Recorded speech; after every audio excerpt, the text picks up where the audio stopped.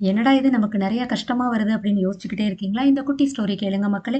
ஒரு ஊர்ல ஒரு அரசன் இருக்கு. அந்த அரசனுக்கு மதிநுட்பமான ஒரு மந்திரி இருக்கிறார். அந்த மந்திரி ஒரு நாள் அரசன் வந்து வாள கிளீன் பண்ணிக்கிட்டு இருக்கும்போது, தெரியாம அவரோட கைவிரல் துண்டிக்கப்பட, அத பார்த்த உடனே "எல்லாம் நன்மைக்கே மன்னா" அப்படின்னு சொல்லி சொல்ல, உடனே அரசருக்கு பயங்கரமா கோபம் வந்து, "என்னோட ஒரு கைவிரல் போச்சு. உனக்கு எல்லாம் நன்மைக்கேவா? உடனே இவன சிறையில அடைங்கன்னு" சொல்ல, "இதுவும் நன்மைக்கு தான் மன்னா" அப்படின்னு சொல்லி மந்திரி சொல்ல, கடைசியா வந்து கொஞ்ச நாள் கழிச்சு அரசர் வேட்டைக்கு போகும்பொழுது, பழங்குடியின மக்கள்ட்ட மாட்ட அவங்க எப்படியாவது இவர பலியிட்றணும் அப்படின்னு நினைக்க, திடீர்னு அவரோட கைவிரல் துண்டிக்கப்பட்டத பார்த்து, ஒரு முழுமையற்ற மனிதன பலியிடக்கூடாது. காளியோட கோபத்துக்கு உள்ளாயிருவோம்னு சொல்லி அவர விடுவிக்க, உடனே அரசர் நாட்டுக்கு வந்து நல்ல வேளை எல்லாம் நல்லதுக்கு தான் நடந்திருக்குன்னு மந்திரி அன்னைக்கே சொன்னாரே அப்படின்னு சொல்லி மந்திரிய விடுவிச்சு, அப்போ உங்களுக்கு என்ன நல்லது நடந்தது? எல்லாம் நன்மைக்கேன்னு சொல்லிட்டு போனீங்களே அப்படின்னு சொல்ல, ஒருவேளை உங்க கூட நான் வந்திருந்தா உங்கள விட்டுட்டு என்ன பலியிட்டு இருப்பாங்களே! இது நல்லதுக்கு தானே அப்படின்னு சொல்ல, கடைசியா தான் நடக்கிற எல்லாம் நல்லதுக்கு அப்படின்னு அரசர் புரிஞ்சுகிட்டாரு. நீங்களும் இத புரிஞ்சுக்கோங்க.